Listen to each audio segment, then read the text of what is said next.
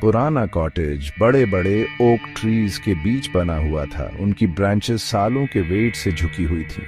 Eli को उनकी टेढ़ी मेढ़ी ब्रांचेस याद थीं, जिनको बचपन में वो अजीब अजीब शेप्स देती थी।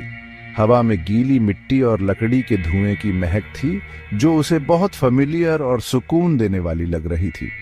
अंदर जाते ही उसने अपनी दादी मेबल को देखा। वो एक गरम कढ़ाई के ऊपर झुकी हुई थी। उनका झुर्रियों वाला चेहरा आग की रोशनी से चमक रहा था। एली डियर, तुम आ गई। मेबल की आवाज, जो कभी तेज और जोश से भरी रहती थी, अब पाटली और कामजोर सी लग रही थी। उसने एली को गेल लगा लिया। उसकी हड्डियों वाला शरीर सोच से ज्यादा स्ट्रांग था। कॉटेज में जहां बेक्ड ब्रेड और हर्बल टीज की खुशबू रहती थी, अब एक अजीब चिपचिपी सी महक थी। हर चीज पर धूल जमी हुई थी और कॉर्नर्स में स्पाइडर वेब्स लटके हुए थे। मेबल, जो क्लीनलीनेस बाहट केयर रखती थी, अब इस डर्ट से अनअवेयर सी लग रही थी। वो अजीब तेजी से वॉक रही थी। उनकी आंखें, जिनमें वार्मथ रहती थी, अब अजीब शाइन रही थी। एली ने अपनी वरी को इग्नोर करने की ट्राई की, सोचकर कि शायद ग्रैंडमदर की एज और नाइट टाइम की वजह से ऐसा लग रहा होगा। जैसे जैसे रात डीप होती गई, एली अपने ओल्ड रूम में स्लीप गई। फेमिलियर फ्लोरल वॉलपेपर फीका और टॉर्न हुआ था और एयर हैवी और डैम्पनेस वाली थी। वो अवेक रही। चिमनी से आटी एयर की साउंड और ओल्ड हाउस की क्रीकिंग की साउंड सुन रही थी। जैसे ही यूज स्लीप कम लगी, एक साउंड पहले स्लो फिर तेज होती हुई उसे जागा दिया। ये विस्परिंग की साउंड थी, जो ग्रैंडमदर्स रूम की टुवर्ड्स से आ रही थी। एली बेड से गॉट अप और साउंड की टुवर्ड्स वॉक पार्टी। ग्रैंडमदर के कमरे का डोर स्लाइटली ओपन था। फ्रॉम इट से थोड़ी सी लाइट बाहर आ रही थी। ब्रेथ होल्डिंग उसने दरवाजे से पीक एट। मेबल अपने बेड पर स्लीप रही थी। उसकी चेस्ट अप एंड डाउन हो रही थी, लेकिन विस्परिंग जारी थी।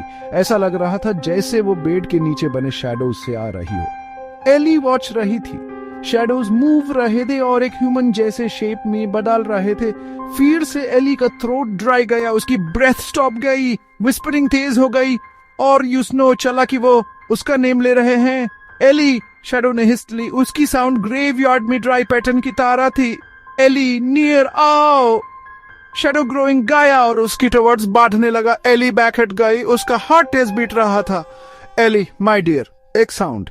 इस बार कमजोर बेड से आई। मेबल उठ बैठी, उसकी आंखें बाड़ी और भिख मांगती हुई थी। डरो मत, सब ठीक है। लेकिन उसके शब्द एली के फियर को कम नहीं कर पाए। ग्रैंडमदर, क्या हो रहा है? वो स्टैमरिंग हुए बोली। उसकी साउंड ट्रेम्बल रही थी। मेबल ने सिग हैवी, एक लॉन्ग डीप साई जो सरो से हैवी थी। मुझे तेरी यूथ चाहिए एली, यही एक वे है। इससे पहले कि Eli grandmother key thing understand party, shadow उस पर पहुंच पड़ा। यह बहुत तेजी से आया और एली को अपने इसी गेल लगा लिया। विस्परिंग तेज हो गई, कई आवाजों में बदल गई। हर साउंड उसका नेम ले रही थी। एली ने एस्केप की ट्राई की, लेकिन वो यूज्ड स्ट्रांगली से पकड़े हुए था। उसका टच, उसकी स्ट्रेंथ, उसकी विल, उसकी लाइफ ही पुल रहा था। वो क्रीकिंग के लिए माउथ खोली, लेकिन शैडो ने उसकी चीक सप्रेस दी। वो डार्कनेस में ब्रेथ लेने के लिए यर्न रही थी। पैनिक अस्पर एयर हो गई जब उसने एक कोल्डनेस अपनी बोन्स में अब्सॉर्बिंग हुए महसूस की, जो उसकी यूथ को वीकनेस में बदल रही थी। उसने डार्कनेस में अपना रिफ्लेक्शन देखा।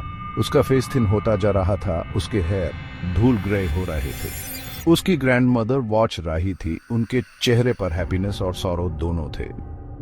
सॉरी करना एली, वो बोली। उसकी साउंड रिग्रेट से हैवी थी, लेकिन माफी मांगने का टाइम पास चुका था।